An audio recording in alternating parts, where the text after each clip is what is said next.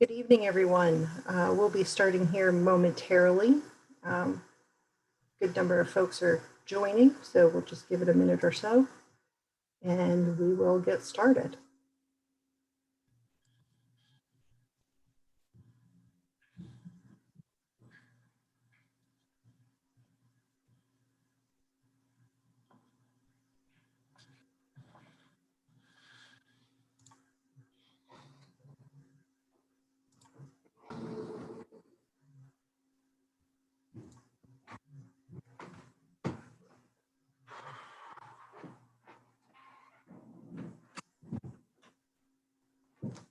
Still some folks coming in, just checking based on our registration numbers. Thank you, everyone, for doing that.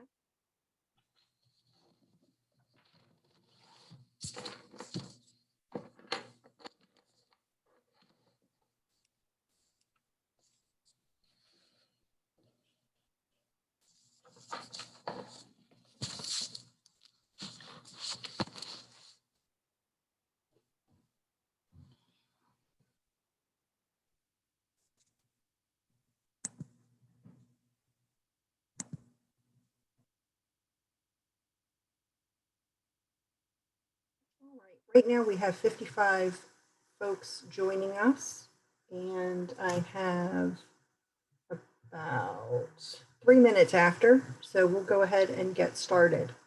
Thank you, everyone, for joining us this evening. My name is Kelly Stoll, and I am with AECOM. I'm going to be facilitating tonight's meeting, and I want to welcome you to our first Zoom meeting. And it's definitely our first, and hopefully our last, and we can do this again in person at some point soon. I'm going to get started with our presentation here. And just going to go over our agenda. We're going to have a couple of folks from the city and the university welcome you here this evening. I'm going to go over how to comment and ask some questions here tonight. We are going to have a project overview, talk about the preliminary engineering report, the coordination that has been going on for about a year, talk about the dam removal itself, the sediment management and stream restoration, and the vision for the future. With that, we have a couple of polls. Slido.com, you'll see on the right hand or the left hand side of your screen, excuse me. You can also use your camera on your cell phone and click on that QR code and type in the D864. Just want to get a sense of kind of how you classify yourself. How many people are here? I see lots of students here coming in.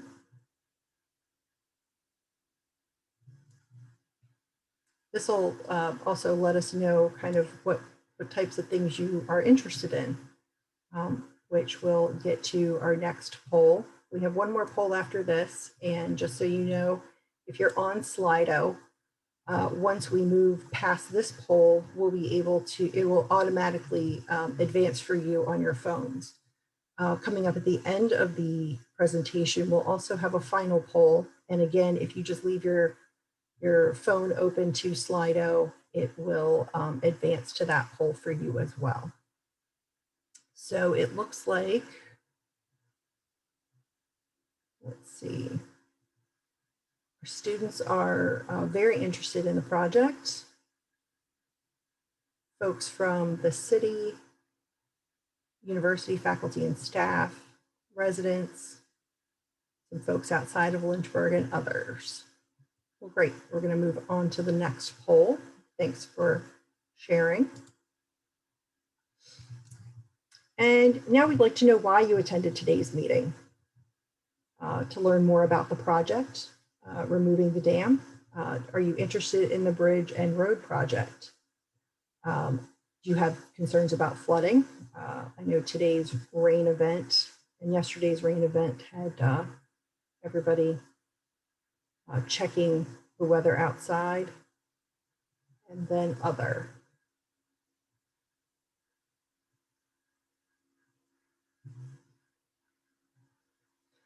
Those of you who are interested in the bridge and road project, just so you know, that is a separate project with the city. This is specifically about the dam removal, so you're not going to hear a whole lot about that this evening. We are on a parallel path and there has been some coordination, but anything regarding that is a different department of the city. So thank you, everybody, for answering those. All right. So how to comment tonight and get your questions answered. Tonight, we are using Zoom, which has the Q&A feature. We'd like you to use that to ask your questions. We'll, at the end of the presentation, we'll go ahead and do a Q&A. If you have a comment or any additional information you'd like to submit after tonight's meeting, go to College Lake Dam Removal at lynchburgva.gov is an email address that you can submit comments to. We also have a downloadable comment form on the website, which I will show you here in just a little bit. With that, I'm going to turn it over to Tim Mitchell, the Director of Water Resources. All right, good evening, everyone. I'm Tim Mitchell. I'm the Director of the City of Lynchburg's Department of Water Resources, and I'd like to welcome you all to tonight's Town Hall event. We're excited to present you with an update of where we are with the College Lake Dam project removal project and the vision of where we want to be, and then we want to listen to your input and try to answer any questions that you may have. The events of the last couple of days has further emphasized the importance of this project. There's no doubt with the increased intensity and frequency of storms that we've been seeing, it's only a matter of time until the dam overtops again. We've been working hard to develop a plan that safely removes the dam, restores the lake bed, and reconnects Blackwater Creek. And I'm very grateful for the relationship and collaboration that has occurred between the University of Lynchburg and the city over the past couple of years to develop the vision and get us to this point in the project. I especially want to thank Dr. Laura Henry Stone, who's devoted countless hours on the university's behalf to the project, and Aaron Hawkins from Water Resources, who is our project manager. And you'll be hearing more from them as we go through tonight's meeting. And again, welcome everybody. And at this point, I'm going to turn it over to Dr. Allison Morrison-Shetler, the president of the University of Lynchburg. Thanks so much, Tim. Good evening. I'm Allison Morrison-Shetler, president of the University of Lynchburg, and I'm so pleased to join you this evening and to partner with the city in this exciting project to remove the College Lake Dam and transform the lake bed into a wetlands ecosystem, a learning laboratory, and recreational areas. This is a really important project and has been long needed and will ensure the safety of those living downstream and also will improve water quality locally. The weather, as Tim says, we have experienced these last few days is a stark reminder of the importance of this work. It's a wonderful example of the city and the university as good neighbors and partners. And so one day soon, this will be a place where students of all ages and our friends in the community can study urban wetland ecology and enjoy time in nature. I'm very eager to learn more about the project, and I offer my thanks to Professor Laurie Henry Stone from our faculty for her leadership and expertise. I also want to thank all of those within the various city departments who are with us on the call tonight. So thank you very much for all that you're doing. Look forward to hearing more about the project. Thank you.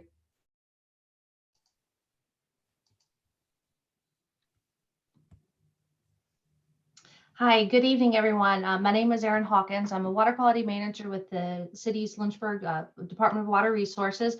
I'm also serving as project manager for the College Lake Dam Removal Project. I'm excited to be here tonight to be able to share with you a lot of the work that we've been doing for the past year, collecting really important data and current conditions of our study area that we'll be going through here in a few minutes. And being able to share what we've been working on and be able to share the concepts that we have come up with that we can then move forward to moving into design in the next year and then being able to follow up towards construction once the new bridge spanning over Blackwater Creek has been constructed to be able to move the traffic off of Lakeside Drive onto this new bridge. That is a really critical part of this project, is to be able to maintain traffic along this corridor. As we know, it's a high traffic area. More than 17,000 vehicles travel this corridor every day, and that number is only projected to rise. So it is really important that as we work very closely with our public work partners as they build the new bridge, that we transition these projects to be able to minimally impact any traffic along this corridor. And with that, before we really dive into tonight's presentation, I'd like to give a word of thanks to some of the various city departments and some of our other partners that we've been working with while we have been developing the concepts. Want to give a shout out to our community development and public works departments. The public works department are the ones that are leading the charge for the new Lakeside Bridge development, which is under construction as we see going on today. Our community development staff have been very helpful in giving some insight into some of the long-term visioning that we're excited to share with you tonight. And also our public works, not public works, our Parks and Recreation department, who we have worked very closely with to envision what some of the recreational or future recreational opportunities could be in this area. This is really important for us to at least envision at this point as we are going through permitting with our regulatory agencies and looking at the long-term strategies for property maintenance within the project area.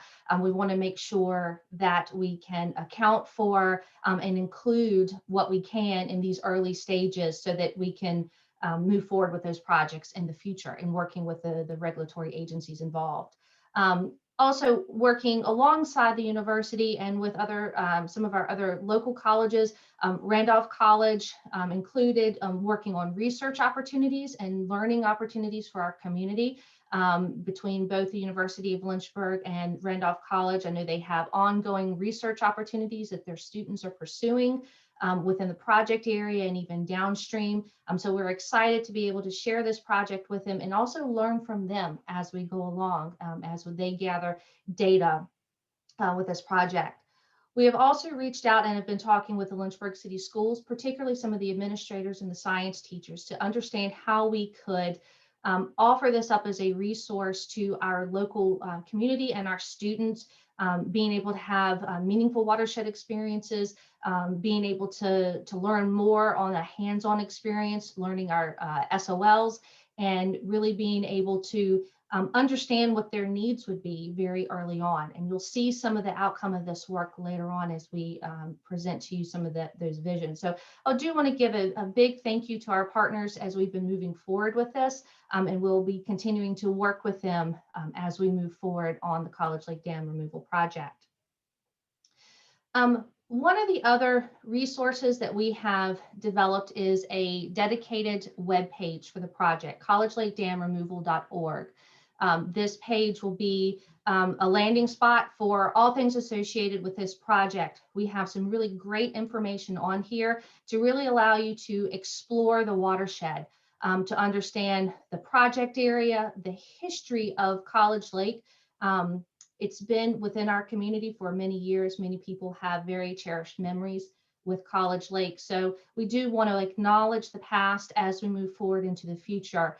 And one of the really important aspects of this is the public safety. One of the pages in here is your safety.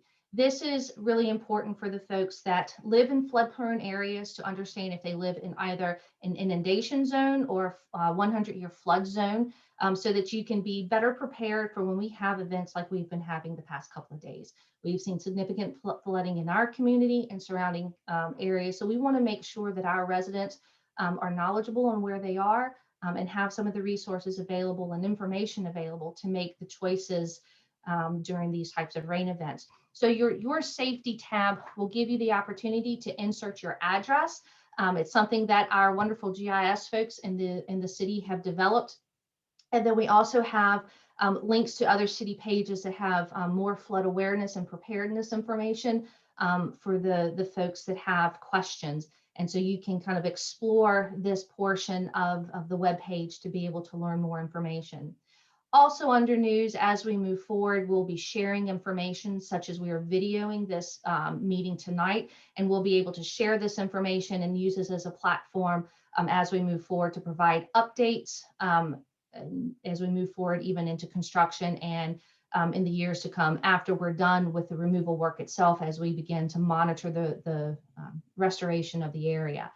So this is going to be the landing spot for the project. And so I would encourage you to check it out. We're really proud of it. And we've really been able to integrate our geographic information system or our mapping into it so that people can really get into it and look at the watershed and move around the map to see where they live in relation to whether it's the College Lake Dam or any of the other water features that are in the city as well. So I'd encourage you to check it out and just wanted to give you a quick overview of the city's webpage as we move forward in tonight's meeting. So jumping into the project overview, removing College Lake Dam was really not a easy decision to make, nor was one that was made very lightly. College Lake Dam has been considered a high hazard dam for more than 20 years. And even though the regulations have changed as of 2008, the regulations changed that sunset or ended certain grandfathering provisions for our dam particularly, and this applied to many other dams across the United States. So what those change in regulations in 2008 required us to do is evaluate how do we bring the dam up to standard. And what that would have meant is significant improvements to the existing dam if it were to stay. That would include overtop armoring in case it would to be overtopped, and building significant walls and drainage features to be able to direct and funnel that water over to that armored spillway. That was going to be a significant undertaking and still not addressing some of the upstream issues that College Lake was seeing at the time. As we were moving forward, we also considered removing the dam.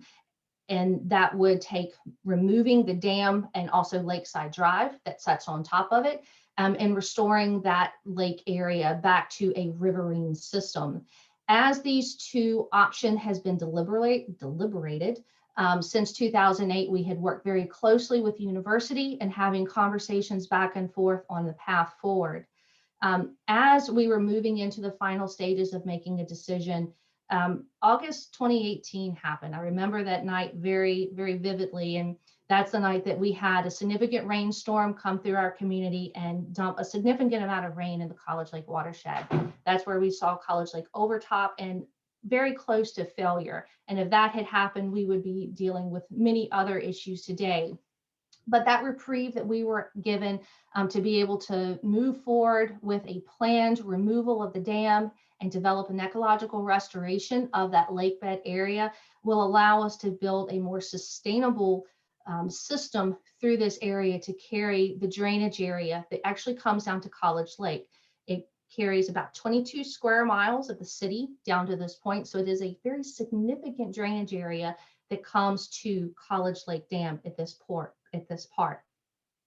One of the other considerations that we will have to look at is managing the accumulated sediment.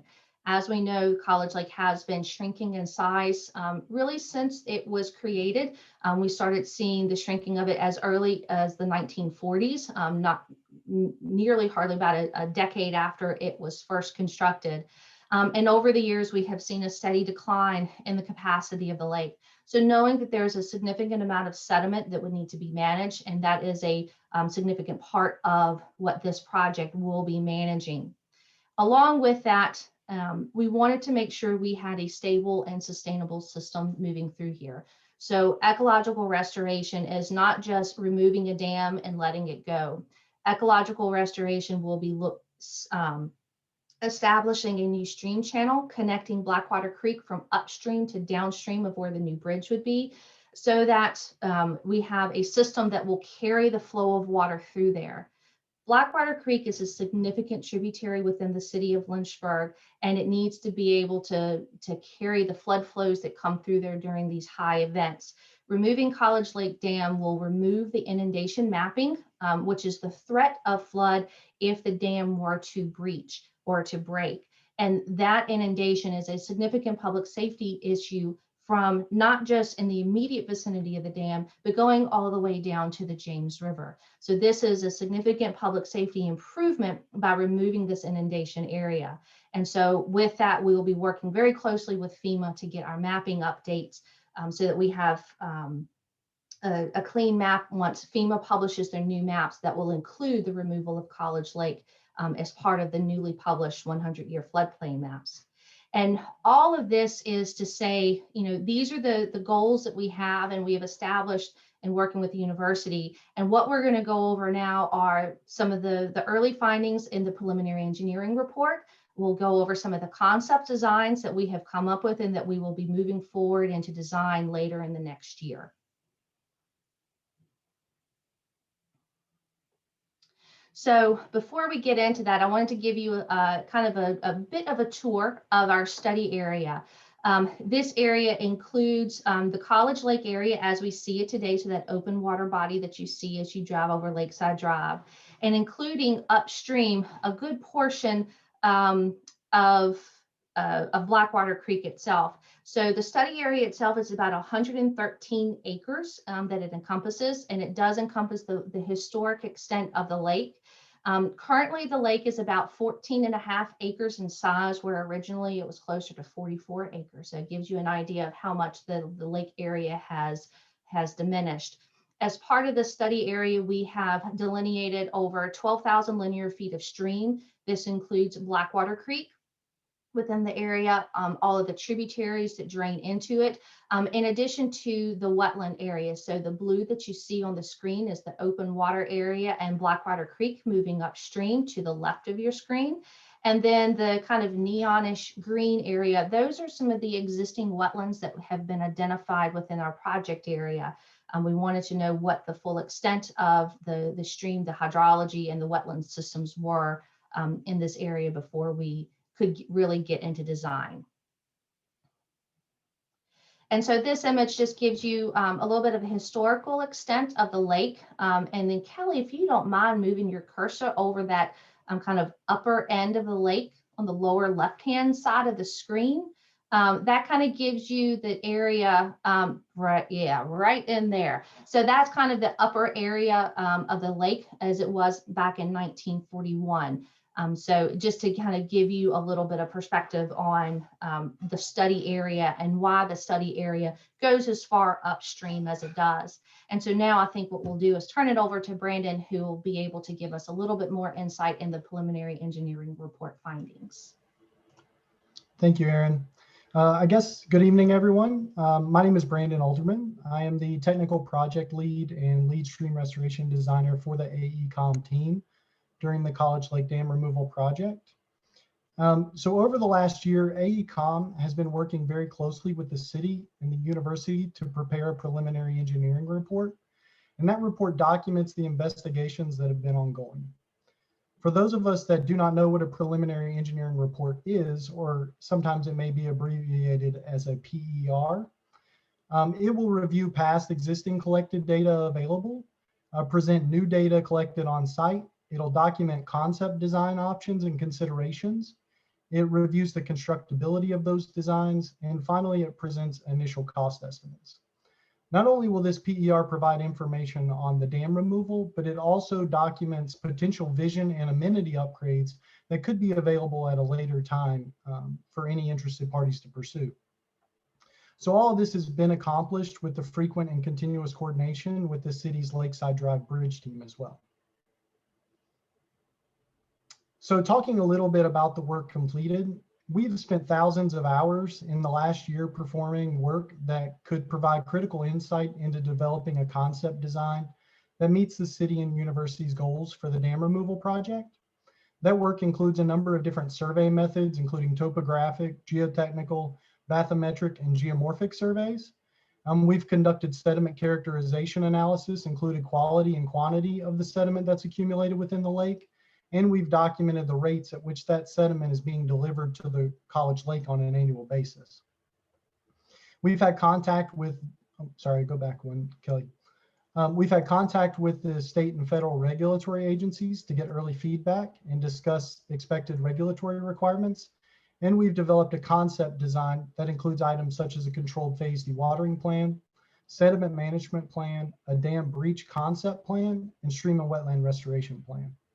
Lastly, the project team has had early coordination with FEMA, as they are currently in the process of updating mapping in the Blackwater Creek watershed. And this will allow for the mapping updates associated with the dam removal to follow closely with the FEMA standard process and their update timing. Next slide. Yep, there we go. So what you can see here, this is an initial concept layout. In total, we've planned over 10,000 linear feet of stream restoration and almost 40 acres of wetland restoration activities within the study area. The blue cyan color you're seeing is a meandering natural channel. And this is the concept of what the restored Blackwater Creek will take through the historic lake bed and the current lake bed. The green areas you see are opportunities where we're going to pursue wetland creation. And then lastly, the pink areas that you're seeing are existing wetlands present in the study area that can be used for wetland restoration and enhancement to provide a more diverse habitat on site.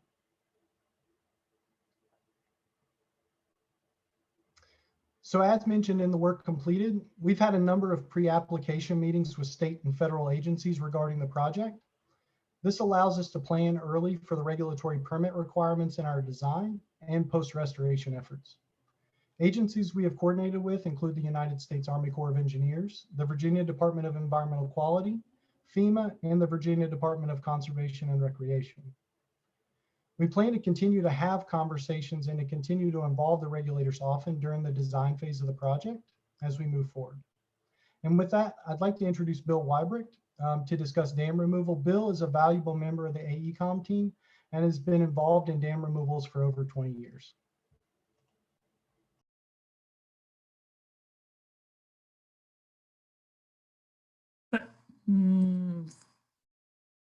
Computer's a little slow to react. Thanks, Brandon. The first slide here is some photographs before and after of a dam removal project that was in the village of Dexter, Michigan. This project had some similarities with the College Lake project in that it was a bridge replacement project, but there was a dam attached to the bridge. So the overall project involved the removal of this dam, which was over 150 years old, and it was completely full of sediment. So the picture on the left was as the old bridge was being demolished. Picture on the right is with the new bridge and stream restoration, which included a lifting of the channel similar to what's being proposed for the College Lake project. And this was done using different types of rock structures and engineered riffles. And it involved raising the channel 5 feet over 300 feet. So the next image is a Google Earth view before and after. The photo on the left was in 2006. And you can see how it's just completely full of sediment. There's an island immediately upstream of where the bridge is. And on the photo on the right was in 2011, post removal. You can, it's kind of hard to see, but downstream of the new bridge there, you can see some of the whiter colored water. That's where these rock structures were put in to lift the channel bed and up underneath the bridge and even upstream of the bridge. And the purpose of that was to keep a lot of this sediment in place. So the white areas that are shown on the photo on the right are trail systems and different recreational amenities that were put in place by the village. They pursued some recreational grant funding, and it included an amphitheater, some stormwater best management practices with signage, a canoe launch area, boardwalks, bird viewing areas. And it was a part of, in Michigan, they have a metro trail system. So this was a major connection between different metro trails in this region. Let's go to the next slide. So with sediment management, as Brandon and Aaron both mentioned that it's an important component of the project, and it's an important component of all dam removal projects. So once we start the slow, controlled phase dewatering of the impoundment, the sediment upstream begins to move. It's a very slow process, but it does begin to move downstream. So as part of the design, we will have measures in place to trap the sediment where it's easy to get to it with equipment. And there's different types of specialized machinery and practices that are utilized to do that. We can work from temporary timber mat roads that the equipment can sit on. We have specialized equipment that can get to the sediment to remove it. And then let's go to the next picture. I had some examples of that equipment.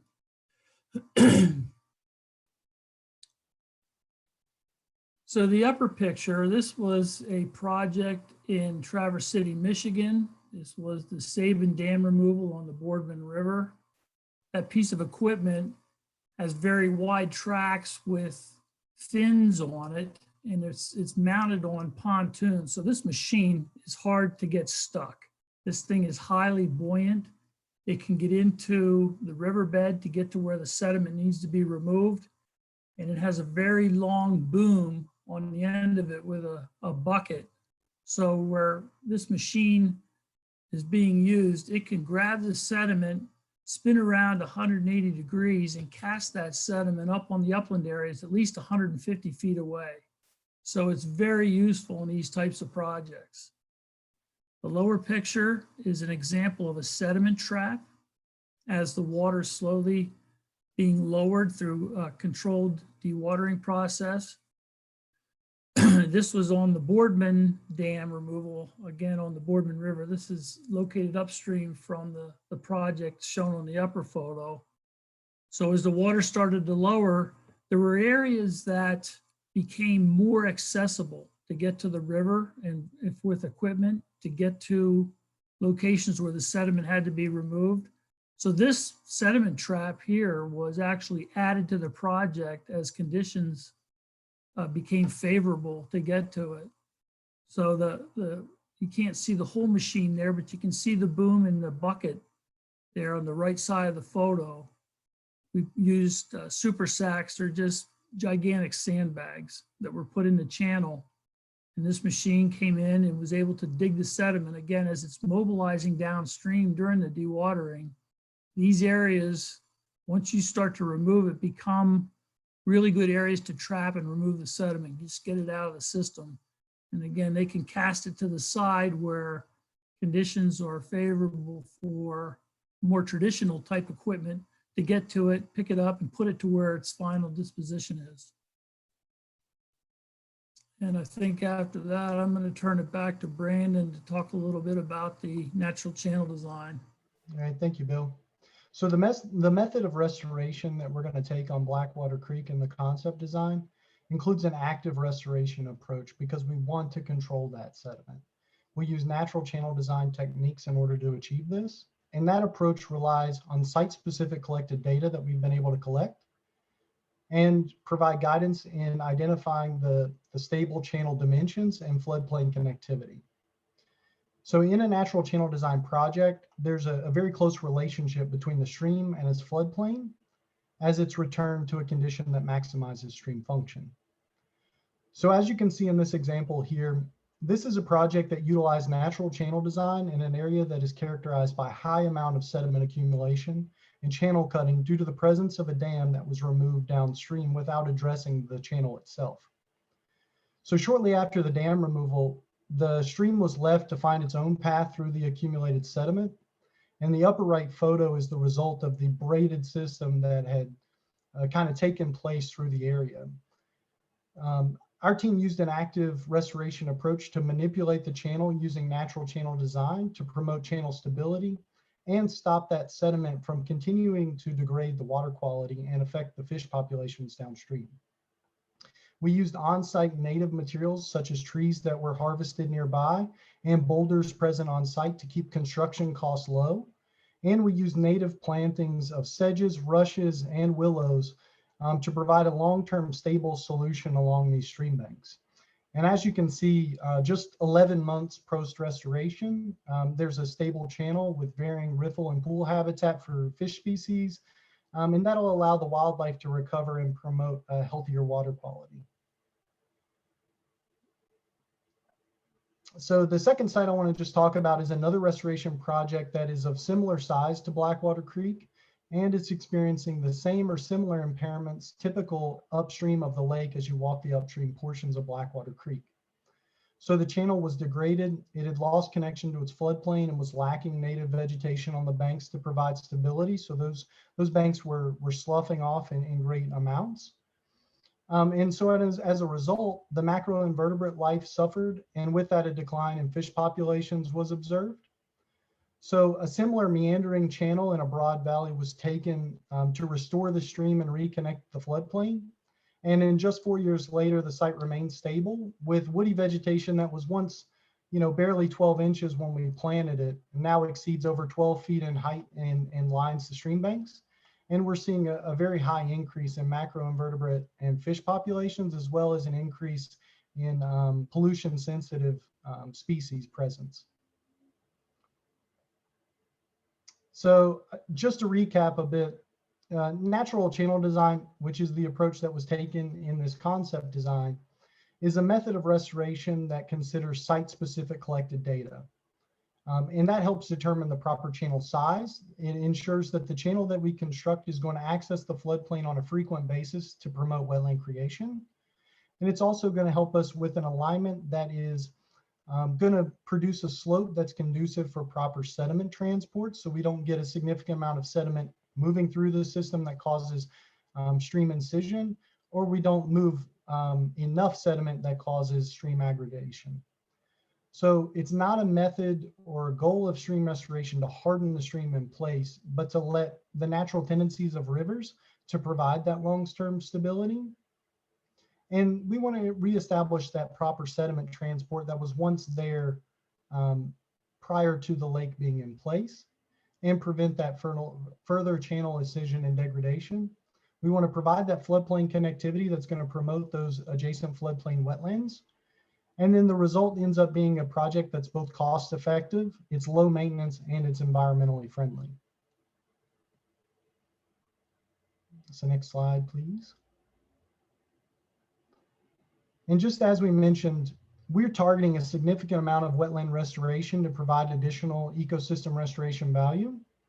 These wetlands, which will be floodplain pocket wetlands for a good description of them, these will be areas that are graded so that when the storms do access the floodplain, that it'll be able to fill various areas of these wetlands, provide proper hydrology and groundwater recharge.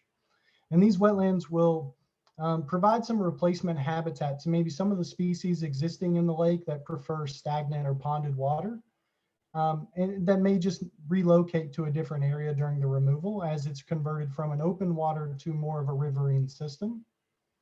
And these wetlands will also increase the flood storage and attenuation that will reduce the severity of the flood potential to downstream areas during College Lake Dam's removal.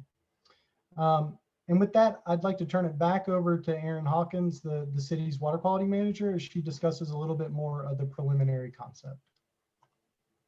Thank you, Brandon and Bill. I really appreciate that. So looking at the plan view here, looking at it's kind of the top right of your screen is where to orient you is the College Lake Dam, and then moving further up the current lake area into that upstream area.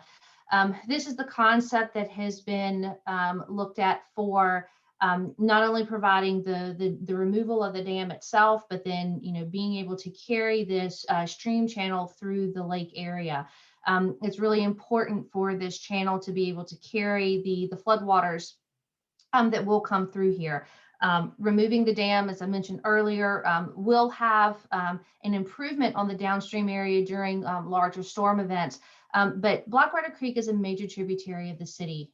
To this point, it's 22 square miles, and by the time it gets down to its confluence with the James, it's draining a good portion. I don't have the number off the top of my head, pardon me, but it is draining a significant portion of the city down to that area, because at that point it's bringing in Ivy Creek and some of our other major tributaries, which all of them have their headwaters originating in the surrounding counties of both Campbell County and Bedford County. So this isn't a small stream system that is going to lend itself to braiding or to really being able to spread itself out. We are really looking at having to have a stable, sustainable channel to be able to carry these waters. But through the natural stream process, as Brandon explained, it will give that natural flexibility for that channel to establish itself through the area. What this graphic also will begin to show is sediment management areas. And when I was looking at it earlier, the brown seemed a little bit darker than what it's showing up on the screen. So Kelly, if you don't mind highlighting those areas, that area there, and then to the west, if you don't mind. These are two areas that we have been we have identified as sediment management areas that we will be able to, as we are pulling back the sediment from the lake area, to be able to manage it on site to a significant extent. As we went through the earlier studies, as we were trying to decide, do you armor the lake or do you remove it, we had to look at a concept of how much sediment that we're dealing with. So we're looking at having to manage about 150,000 cubic yards of sediment. Brandon, correct me if I'm off on that number. But we're looking at having to manage a fairly significant amount of sediment on site. And the reason why we are focusing that on site in these areas is sediment transport is extremely expensive for this project. It cost savings of it at minimal $8 million just being able to keep the sediment on site. By being able to reduce the amount of money from having just to transport that, whether it's finding an offsite location, tipping fees if that were to be taken to as a landfill cover, to cap a landfill, or other beneficial reuses, there are limitations to that, and primarily that it is the cost of transport of that. So identifying these areas was important to try to minimize cost, so that more of that effort could be put into the restoration of this upland area from the dam. And with that, we have looked at it very consciously with the future kind of recreation concept that we'll look at here shortly, but integrating this into the landscape. This is not going to be a mere sediment pile that is going to be left to dry out, but this would be managed to a way that it will be integrated into the landscape, so that it becomes part of the immediate surrounding area, and even looking at integrating proposed or future trail systems through that to use that area. So it has been looked at very deliberately and very consciously on where we're trying to locate these areas. And so with that, the green areas on the preliminary concept, again, are those wetlands areas that we have talked about either creating as we go through or enhancing as we go through the restoration efforts. And we will be looking at the phasing opportunities that we have for implementing these wetland restorations as we have the funding available to do all of it. So that is something that through this early stage of preliminary design, we are looking at what that phasing and what those needs are for the long term. We can move on to the next slide. And so what we want to be able to share with you, this is Shannon, who is on the call with us with AECOM, has been really a mastermind behind being able to help us envision what this will look like. So imagine if you were coming down Lakeside Drive, coming over the new bridge, looking upstream, this would be as a concept view of what that stream channel would be coming down to where present day, if you're kind of in the foreground of your picture, would be where the bridge would be. And then moving further upstream as you go to the top right of the screen. And as you can see, there's actually kind of, yep, thank you, Kelly, kind of where that sediment area is right in that area. That's a concept rendering of how we begin to integrate that into the landscape. so that it is kind of part of that ecosystem. And what we will do is all of that will be accounted for in the HECRAS modeling that will be done, so that as we are establishing what the floodplain will be with FEMA through this new corridor, we'll be able to minimize any impact or any erosion, and we will be deploying sediment stabilization methods to be able to keep that sediment in place, because that is something that is really important if we're going to be able to keep it on site and be able to keep it in place. So all of that can be monitored. And part of that is this is not a simple construction project where you go out and you do a construction project or deconstruction project as demolishing the dam, and then you walk away from it. This would be something that will be monitored for a long period of time.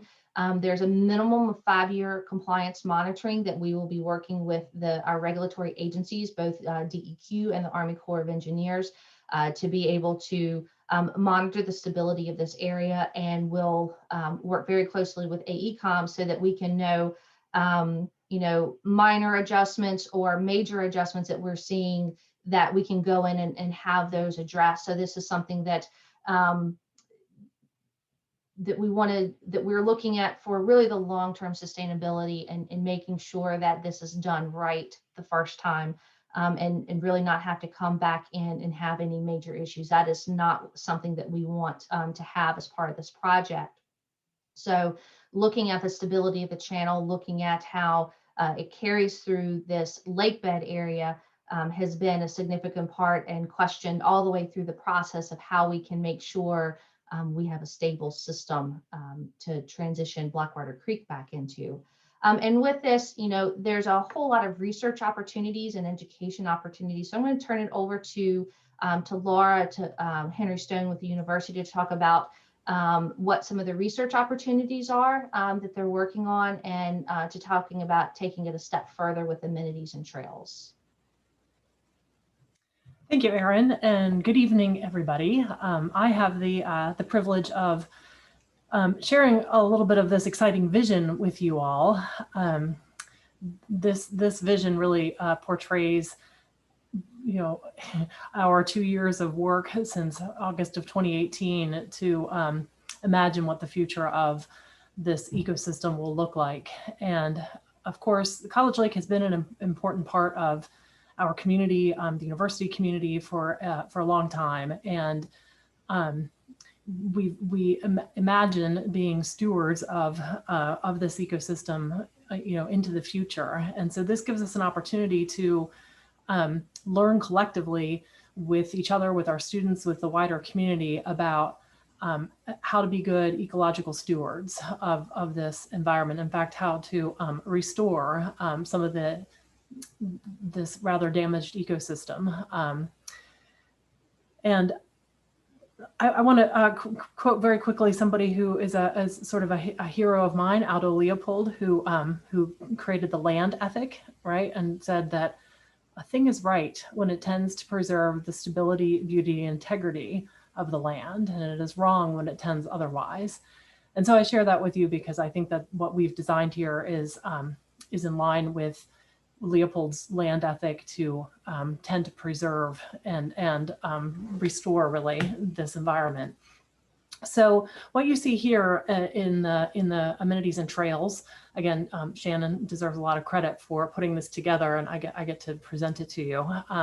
But this image really portrays the collaborative effort that's gone into imagining the future for this ecosystem. And so a lot of these amenities and trails that you see here are not part of the initial concept design and the preliminary engineering report. These are future add-ons that we're envisioning as potential for this project into the future.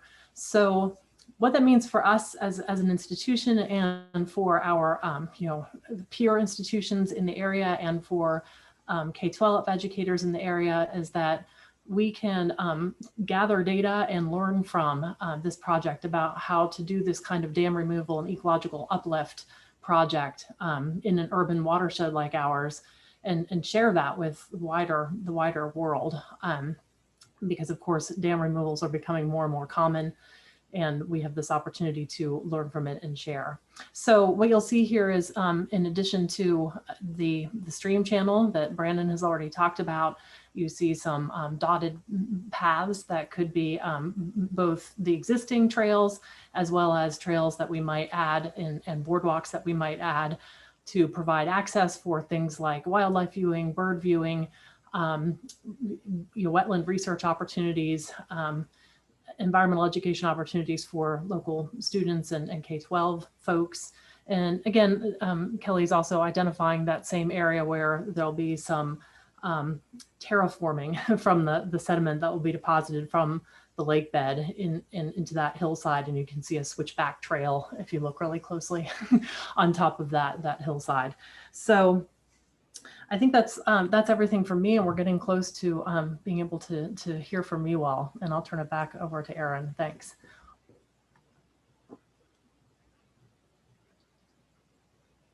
Thank you, Laura, for that.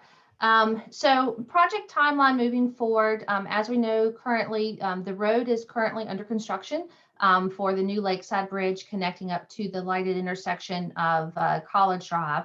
And so getting that project underway this past year, that is expected to go until late 22 and into early 2023. So it is an approximate 2-year project to get everything done.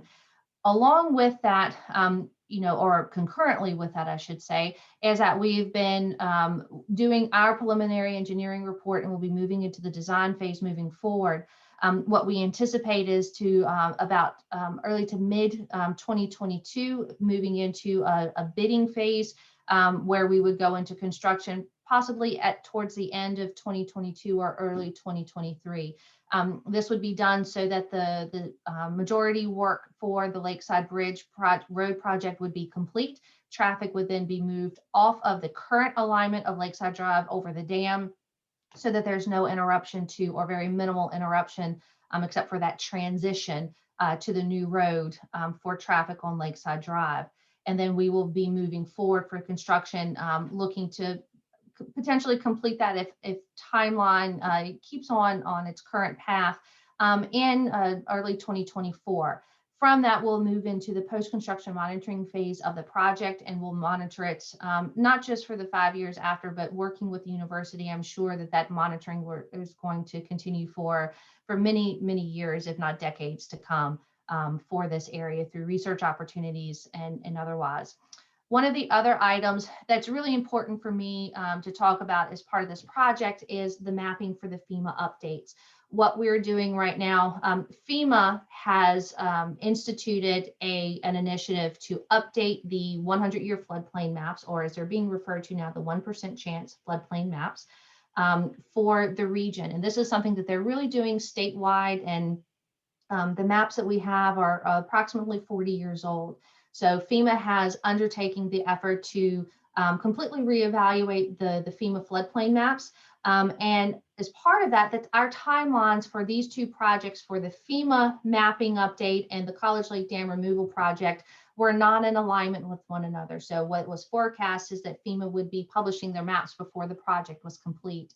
What we have done, and we acknowledge FEMA as another partner in this project, is have aligned those two projects so that the final publishing of the FEMA floodplain maps will be able to take into account the changes with removing College Lake Dam. So once they are published, they'll be, as I like to refer to them, clean maps without a massive amendment right there in the middle, so that we know clearly what the new water surface elevations will be for Blackwater Creek in this area. So that process is going on concurrently. AECOM is working very closely with FEMA Region 3 to have this work done. And once all is said and done, we'll have updated maps probably in early 2024, once we're able to kind of align that with the College Lake Dam removal project.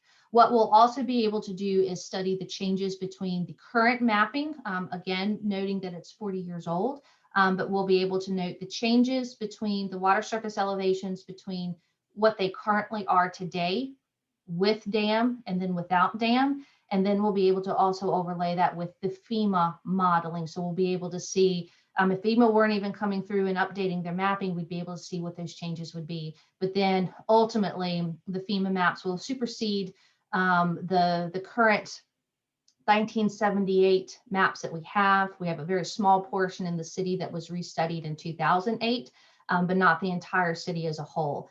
So this FEMA mapping project will actually benefit the entire city, all of the floodplains within our community, including taking into account the change in condition on Blackwater Creek.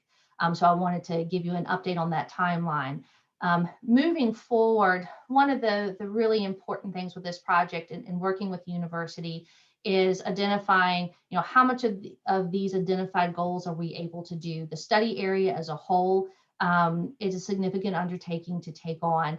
The city has dedicated $17.5 million to be able to put towards the dam decommissioning and the restoration efforts. And then working very closely with the university, we're going to develop a phased approach of being able to ultimately, what is our ultimate goal of being able to do all of the identified restoration that we have covered with you tonight. Even if that doesn't come to fruition, what we will be able to do is have a plan for phasing that in, so that as more funding becomes available, we might be able to do that. So right now, the hardline budget is $17.5 million that the city has dedicated towards this. But again, working very closely with the university, we'll be looking for other avenues of funding to be able to see the full study area be implemented with this. So I think we'll move on to the next slide, please. And I'll turn this back over to Kelly.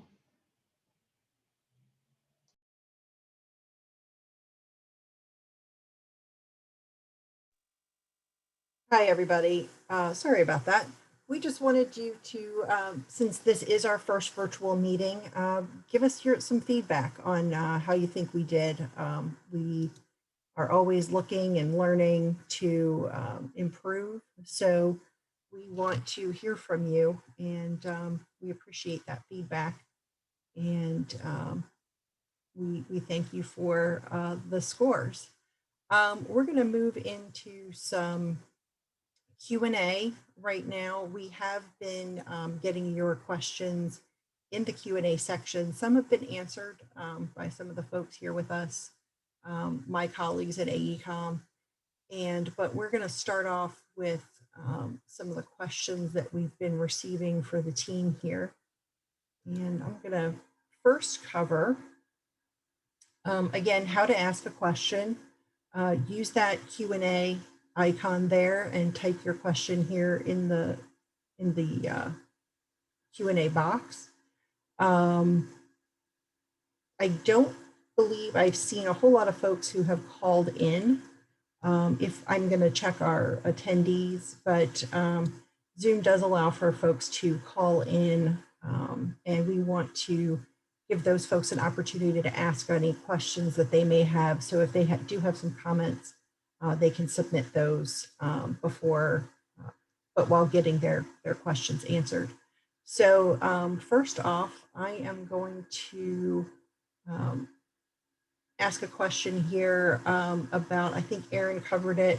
The project is expected to be completed, and what exactly is the cost to the city currently, Aaron?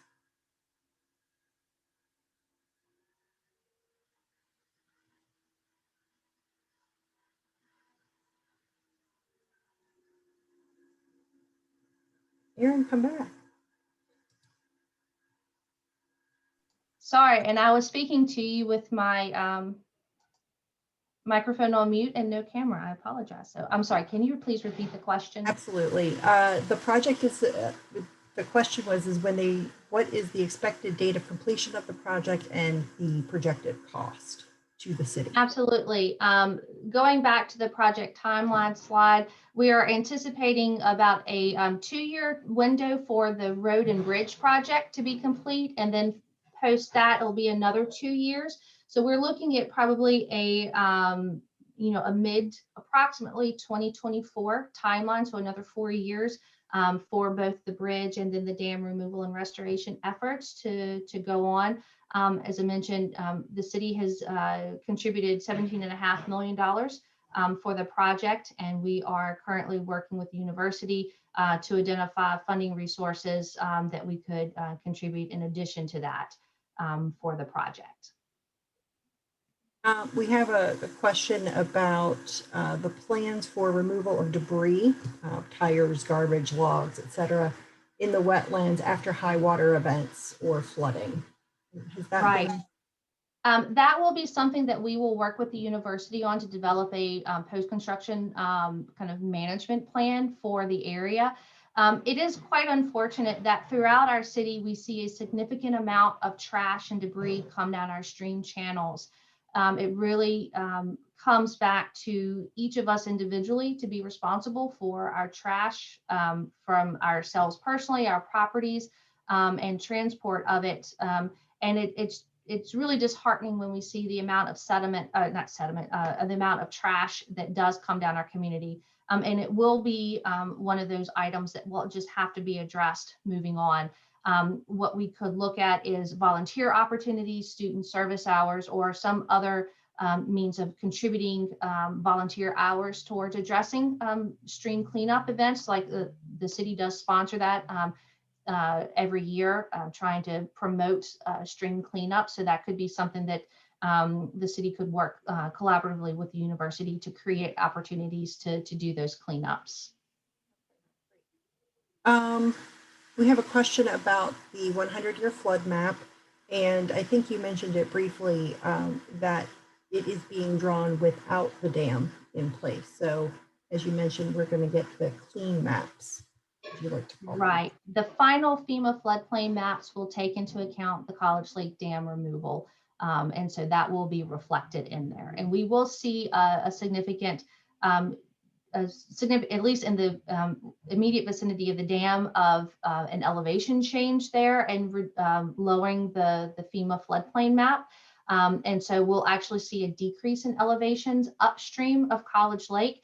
And as we develop those maps, we will be doing a separate public education and outreach program associated with the adoption of those maps, so that every property owner that touches the floodplain, whether it's currently or proposed, if there's any change to it, every property owner in the city will be notified of those pending changes and have the opportunity to review that information through the FEMA mapping update process. So that will be a separate process that will be done, but every property owner will be notified of those changes.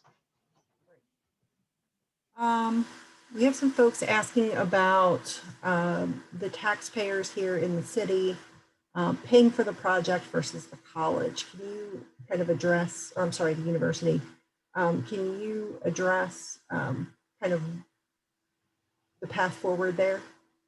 I will do my best. As mentioned, this is very much a partnership between the city and the university. In this particular instance, it's unique in that the city is the owner and the operator of the dam itself. Through the course of the decades after the dam was built, when that area of the city was annexed into, or from the county annexed into the city, it then became a responsibility of the city because as a municipality, we're the ones responsible for our road systems. And since Lakeside Drive sits on top of the dam, it became our responsibility. But in the sense of the shared partnership is that the lake area is actually owned by the university, and they own a significant portion of the land upstream of the present day open water area of the lake. And so that's why we're working closely with them to identify the additional funding so that we could restore the full historic extent of the lake area as part of this project, and where we'll be able to bridge over those costs of being able to. Our primary focus in moving forward is dam removal and stabilizing a stream channel through that, through the former lake bed, reconnecting Blackwater Creek upstream to downstream. And then again, continuing on the conversations with the university on any other future funding contributions to the project. There's some concern that by taking the dam out, that will actually cause more flooding. Can you speak to that?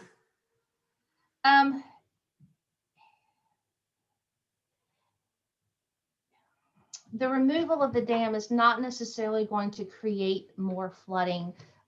Blackwater Creek is, as I mentioned before, it's a significant tributary. It's one of the main stem tributaries that runs through this portion of the city. So it has a very large drainage area, 22 square miles of drainage area.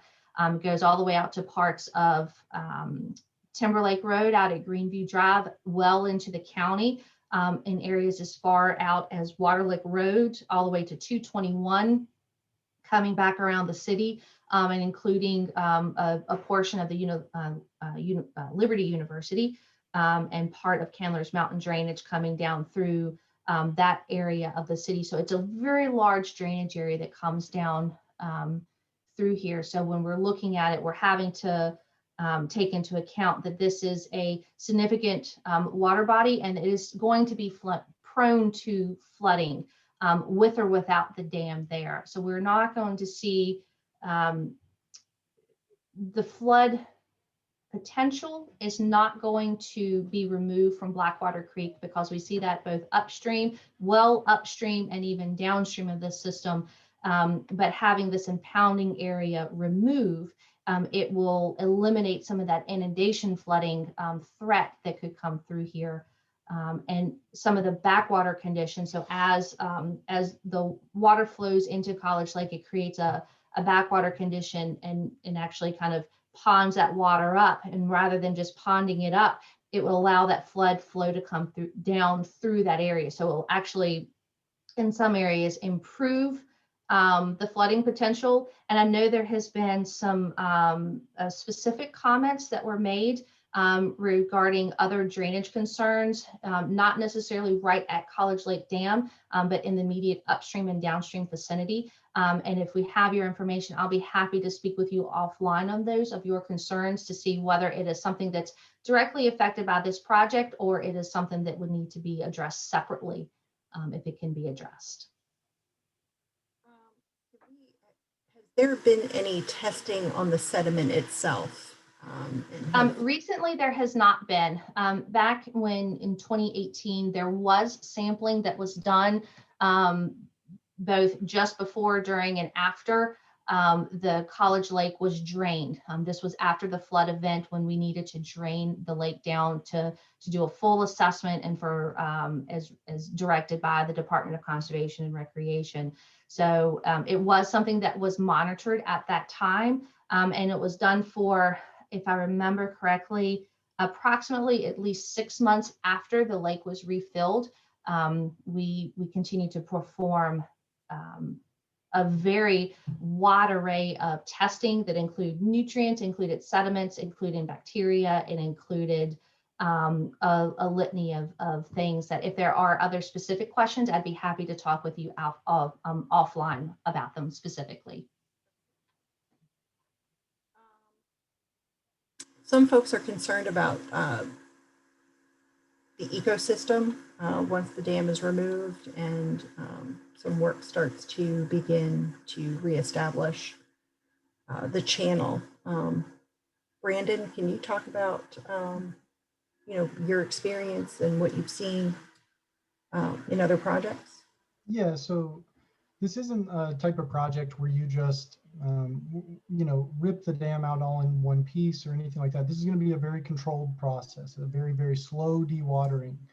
What was previously drained in a matter of hours or days is now going to take months to drain the lake. So we're going to give plenty of time for any species in the area that may not be favorable within that riverine system, time to relocate, and time to adjust. The fish will slowly go down to the portion of the stream that is flowing. I think that a lot of times what we're doing is converting this habitat to something that it's currently not. So, I would be lying if I didn't say that there are some species present that aren't going to like a stream system more than they like the current lake bed. But the overall increase in water quality associated with doing this work and solving a lot of the sedimentation issues that are occurring within here is going to actually provide a net benefit to other species, both downstream, upstream, and currently within the project area. Hopefully that helps address the question.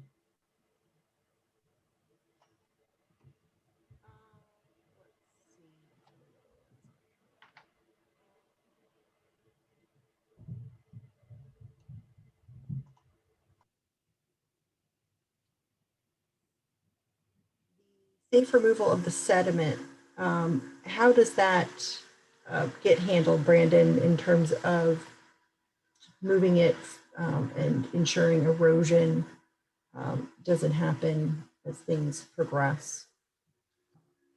Sure. So the sediment's going to be mobilized within the lake bed area on likely timber mats or other vehicles just within the study area. There's not going to be any efforts to attempt to move sediment along existing roadways. And so as far as stabilizing the area, that's more or less once we deposit in the locations that we've designated for stockpiling, it's going to be stabilized in lifts, and it's going to blend directly within the natural hillside. So once it's vegetated, once that vegetation matures, the trees are growing on it, honestly, you would never even know it existed. That was once what was the sediment within, the lake. Can you talk about why we've chosen or looking at a single channel versus perhaps multi-channel design? Yeah, so at one point we investigated potentially doing a multi-thread channel design, seeing if the stream was favorable to spreading out onto a floodplain such as this. But as we quickly seen when the lake bed was drained the first time, this stream is very, very powerful. It moves a ton of sediment. It has a tremendous amount of base flow already. And so initially, as soon as that lake was drained, that channel cut really rapidly into a single thread system through the lake bed. And so our kind of a design approach to attempting something like that was abandoned because of the risk that, a storm event or something would come through that would destabilize that braided system, and the channel would just would choose one path and then start to cut. And it was also a cost-based kind of decision as well, because when you put the channel in a single thread, it's very easy to anticipate where erosion is going to occur, where you need additional stability, where you need grade control in order to kind of keep that channel stable.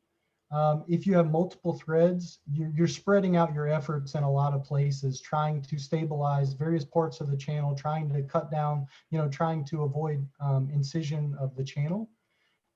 As far as a single thread design, what we're looking at doing is providing grade control.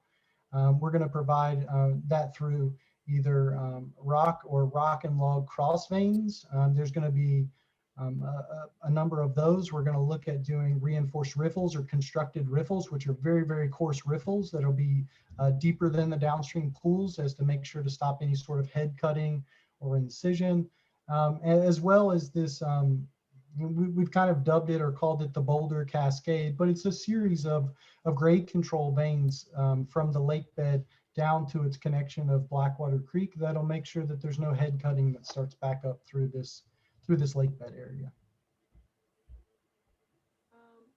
We have a question about some of the future recreation and amenities that are possible, specifically about Beaver Point. Is that something, Erin, you can address? I can, and I may wind up deferring to Laura. I think the question is that it might become a hub again. And that is the potential opportunity that we could have. What we've conceptualized anyway is, that could be a hub for an educational center for students to come to learn. We're looking at, in talking with the Lynchburg City Schools, they're very interested in,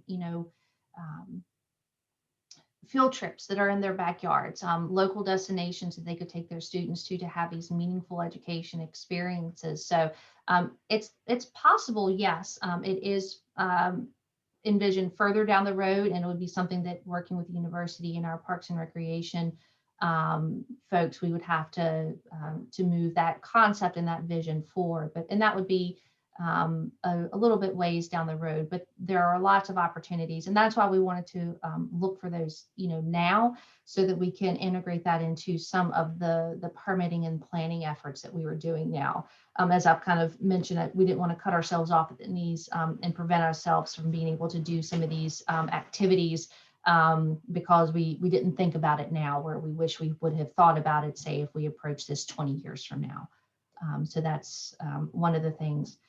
One of the other comments, Kelly, if you don't mind, I'm going to go ahead. One of the things that one of the questions is talking about, if it's not going to increase flooding, how will it prevent flooding?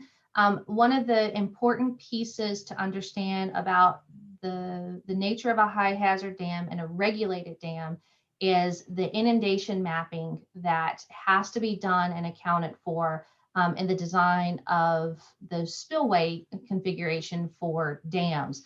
So how will a dam and a water body discharge? How will that overflow in a controlled manner?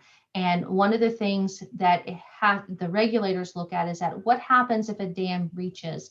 You need to have emergency action plans and evacuation procedures for the properties that would be impacted. And typically those inundation areas are larger than the 100-year floodplain. So if we were in a flood condition, I'm not saying that this has happened, or is going to happen, but in the probability that College Lake Dam were to have burst, failed, breached, whichever term you'd like to use, during a significant rain event, whether it was 2018, whether it was this week, or whether it's some future storm event, the wave of water that would go downstream would be much higher than that 100-year floodplain. So that is what I refer to as reducing some of the flood potential, is removing that inundation area and the affected properties and structures that would be downstream in those areas. So I wanted to try to go ahead and address that while I was speaking. Thank you. We did have a question about the 5-year monitoring and what sort of things will be monitored during that time, and if we had parameters laid out for that just yet. Yes, we are looking at those parameters now, and part of this concept phase. That will be something that we will have to work with the regulators on once we start making our permit applications next year. And I'll actually defer some of this to Brandon to talk about, and if there's any more specifics to it. But what we will look at is the stream stability, looking at the channel and making sure that our structures are holding. There may be vegetation management, making sure that the vegetation that is planted, whether it's seeding, shrubs, or some of the seedlings or trees that are planted, making sure that we are getting good vegetation reestablished in the disturbed area. So all of that will be taken into account for in the compliance monitoring phase. Yeah, that's right, Erin. So some of the parameters we're looking at incorporating within this are very targeted towards site stability. A lot of those are woody stem counts for the natural vegetation. We're going to be looking at herbaceous cover to make sure our vegetation is growing at a very dense rate. We want to also make sure we're managing invasive species. Once we dewater this, there's going to be a significant amount of area that's going to be exposed ground. And so we want to have a handle on invasive species to make sure we give our native vegetation the best chance of reestablishing in the area, because we know that there is about a half dozen invasive species just within our area between, multiflora rose bushes, there's bamboo, there's Japanese stiltgrass. There's just a variety of invasives present already that we're going to have to combat during that monitoring time. But we're going to look a lot to make sure the channel's not incising. We're going to be doing annual cross-section surveys in the same location, doing particle counts to make sure we're not aggrading or degrading the bed of the stream. That all goes into whether the project is successful in a monitoring standpoint, and that's part of the permitting requirements we're gonna have as part of this project.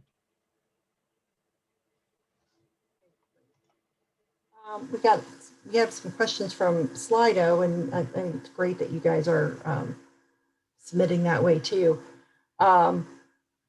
Erin, somebody would like to know if the city's willing to spend the money on the bridge, why can't we keep the lake and remove the sediment? It's still a high hazard structure that would still have to be significantly improved if we were to keep the dam. So if we were to invest the money, it's really going to come down to dollars for my answer, but it's just the reality of it. We're coming in with a bridge. It's a significant project, $20+ million towards the new bridge alignment. If we were to come in and do dredging cost, it could range anywhere between probably 10 to $20+ million to just do dredging costs. And that's depending on how far back to what condition that you dredge it to. That's not going back to original condition. So even if you kind of find a suitable time period in between, it's still going to be a significant cost to do that. And again, just for some of the sediment that we were looking at, it was $8 million. And that's not everything that would go into actually just removing the sediment. That's not the total sediment cost savings on site, because we're still having to manage that cost. So the sediment cost itself is still greater than $8 million when we're looking at this in the scheme of this project. And then, so if you keep the bridge at 20+ million dollars, you invest somewhere between, say, 10 to $20 million, depending on how much dredging work that you actually wind up going. Then there's that recurring maintenance cost associated with trying to keep that open water area open from sediment as it might continue to accumulate. But we can't forget that we still have a high hazard dam that still does not meet regulations. So it would still have to be armored, and it would still have to be managed. And so there would still be an emergency action plan. There would still be monitoring involved. And then there would still be the threat of overtopping that structure.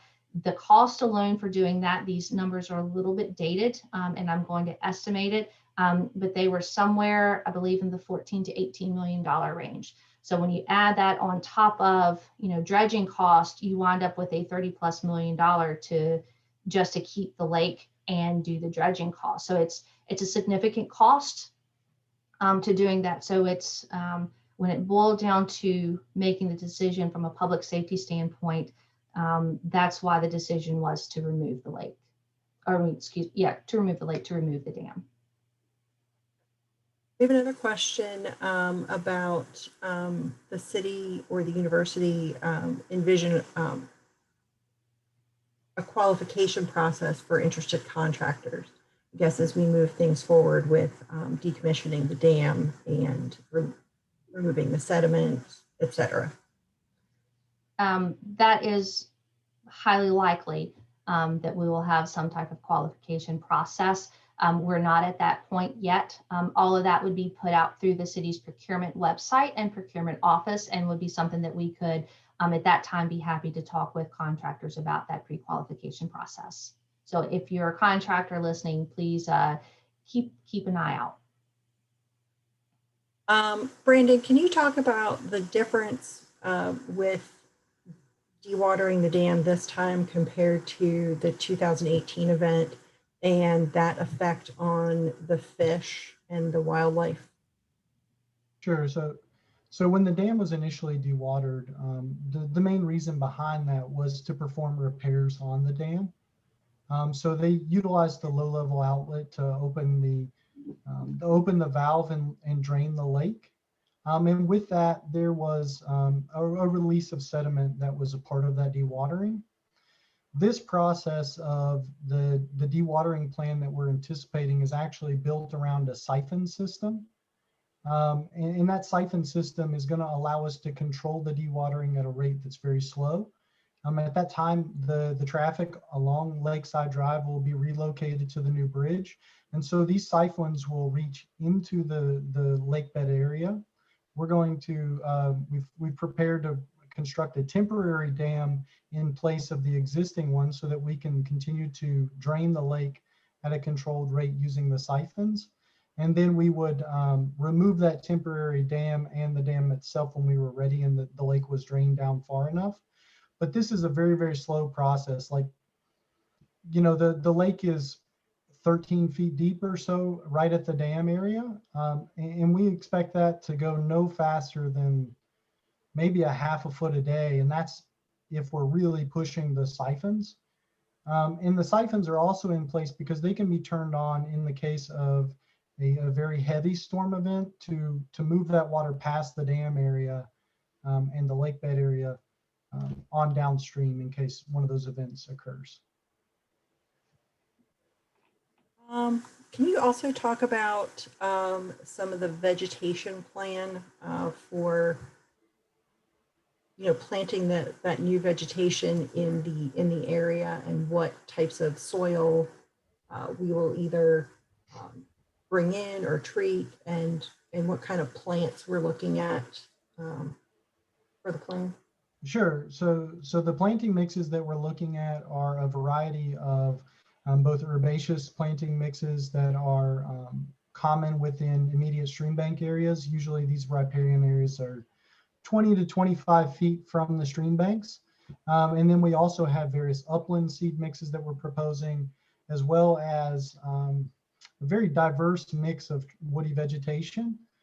There's probably close to 10 different species, and we attempted to select species that were not commonly volunteered.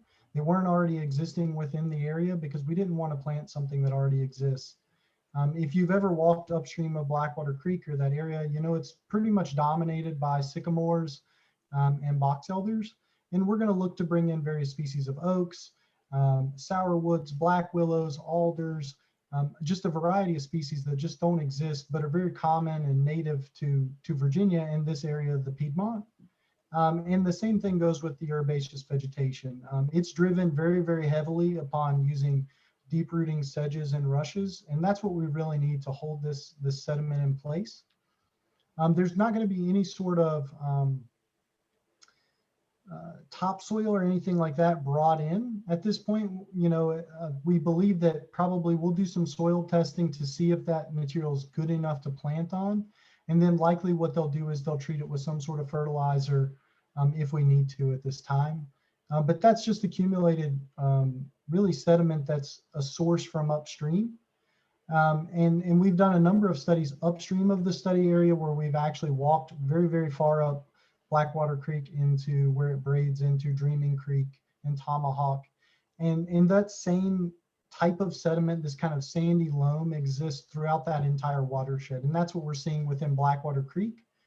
And so it's not like a special kind of sediment or soil type that we're attempting to plant this vegetation on. The next question I think might be a little bit for Laura and a little bit for Aaron. It's about volunteer opportunities. This person understands that this is a professional construction project, but do you guys envision volunteer opportunities in terms of cleanup, water quality monitoring, planting, vegetation, etc.? Erin, would you like me to jump in on that? Yes, please. Yeah, I can certainly talk a little bit about, especially opportunities for our students, both in terms of research opportunities. I didn't mention earlier that we already have a lot of students who are doing preliminary data collection regarding water quality, also regarding hydrology. We have some groundwater wells that a student put in for us to help supplement this project. But if you're asking about things like citizen science or stewardship opportunities, certainly there are a lot of opportunities for organizations like the Master Naturalists to be involved, including what Brandon was just touching on with sort of facilitating native species and managing invasive species. There are absolutely going to be opportunities for that once the project area is safe for accessing, by volunteers and students. Safety is obviously of top concern as well. I hope that answers the question. Thank you. Absolutely. If I could add on to that, our stormwater outreach coordinator that we have, in addition to our other public relations folks, they're always looking for opportunities and grant programs to be able to implement outreach. One of the things we're looking at now is beginning at least a small scale through the 21st century programs with the city, although COVID has unfortunately put a squash on that for right now. What we're excited about is being able to move forward with some water quality monitoring that has been accounted for and approved in that grant. So we're excited about being able to look at doing some at least limited water quality monitoring right now with our outreach program, and certainly that has the opportunity to develop into further partnerships, as Laura mentioned, whether it's through the Master Naturalists, other organizations such as the James River Association. They're here in our backyard and do a lot of great work in our community too. So there are plenty of opportunities there. I'd also like to take a brief minute to kind of talk about a vision for the future that I have for the city of Lynchburg. In my role as water quality manager, I'm actually often referred to for drinking water quality, and then I have to refer those to our water division. But you know, in the role of a water quality manager and looking at managing our stormwater program, which is really our MS4, municipal separate storm sewer system permit that we have with the Department of Environmental Quality. One of the things that we're very keen on and very interested on is looking at things on a watershed scale, of being able to look at Dreaming Creek, Tomahawk Creek, Blackwater Creek, Ivy Creek, the creek, you know, the major watersheds that we have in our community. And what I want to do is to be able to develop watershed plans that help address those local issues. We've all heard about the Chesapeake Bay TMDL. We kind of all understand that there's a pollution diet associated with that, and we're doing things throughout our community to help improve that situation. As we drill down further into local TMDLs, and pardon if I get a little nerdy, and I'll try not to get too nerdy as I talk about it, but you know, as we begin to look at those local TMDLs and those local impairments, looking at things on the watershed scale will allow us to address those pollutant-specific issues, whether it's sediment, whether it's nutrients, whether it's bacteria. I know there's several questions about bacteria pollution within the comments, and rather than trying to address them individually tonight, what I would love to do is and have a sidebar conversation. If you're a university student or if you're outside of that, I'd love to have a conversation with you. I'm including Laura as well, to be able to understand that, because as we move forward, or the research, to understand the research that's being done, because that's important information that the city can use as we develop those plans. So this is going to take some time to do, but looking at things on the watershed scale, we can look at outreach education, we can target specific opportunities, whether it's trash education, yard education, homeowner type education, looking for retrofit opportunities throughout our watersheds where we've had many decades of development with very little to no stormwater management on those projects would be extremely beneficial for our community. That takes time, and that redevelopment as that occurs, it tends to be a lot slower than what we would normally like to see with some of the benefits that we get for some of the newer development projects that are implementing stormwater measures. So it really is on a watershed scale, something that it's a direction that I want to move our program in, and being able to look at it on that scale. And I think all of this culminates together along with this project to begin to see everything is interconnected. Upstream affects downstream, whether it's trash, whether it's sediment, whether it's pet waste as a source of bacteria, whatever that pollutant of concern is. So I just wanted to kind of contribute some insight into the direction that we want to move our program in, and being able to address these things on the local scale, and be inclusive of any of and all of the issues that we have within our watersheds. Are almost 5 minutes over our time. There are a fair number of questions that we did not have a chance to get to, but the benefit of using Zoom is that we do have your name and contact information on all of those questions, and we can take those and follow up with you either individually or as a group. And I know Aaron and Dr. Stone, as well as others, are definitely open to having further conversations about some of these questions you might have. So, Aaron, do you have any parting words before we close it up? Well, I'd like to say thank you. Thank you, everyone taking the time out of your schedule. I was, really tickled that we had the turnout that we did. And I appreciate your attendance tonight.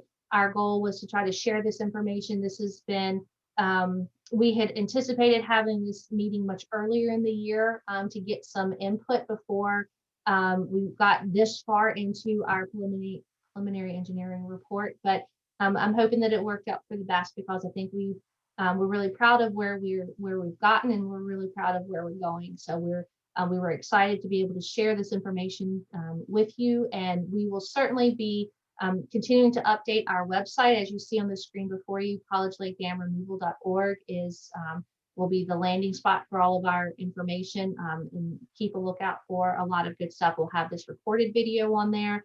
We're going to try to highlight some of the research activities that the university is doing. I know Ben's project with the water monitoring wells is a really exciting one that gives really a body of knowledge to dam removal that we really don't have a whole lot of pre-construction information on the changes in the water surface elevation. And so as we implement those areas and then be able to continue that through construction and even post-construction to monitor that, is really going to add to the body of knowledge for this industry as future dam removal projects are done. So we're excited about that. So as we move forward, getting designs done, we will have future public meetings to be able to share with you the information. As we get closer to time of actual construction, we will have project meetings to be able to share specific construction related information. And once a contractor's on board, we'll have meetings with them as well to do that. So hopefully the next time you see us, might be hopefully in person, but if not, we have this platform that we can use to get input, but we will bring to you kind of the final design concept of where we are moving forward. And we anticipate that probably mid to late 2021. So we look forward to bringing that information to you. So again, thank you, everybody. I really appreciate it. If there are additional questions, we will try to follow up with you on those. We'll be happy to have sit-down conversations, particularly I know there's a number of the University of Lynchburg students that have participated tonight. So we thank you for your attendance outside of your regularly scheduled school work that you do. And along with Laura, I'd be happy to sit down and speak with you about it. So, but again, thank you all, and hope you all have a really great evening. Thank you all.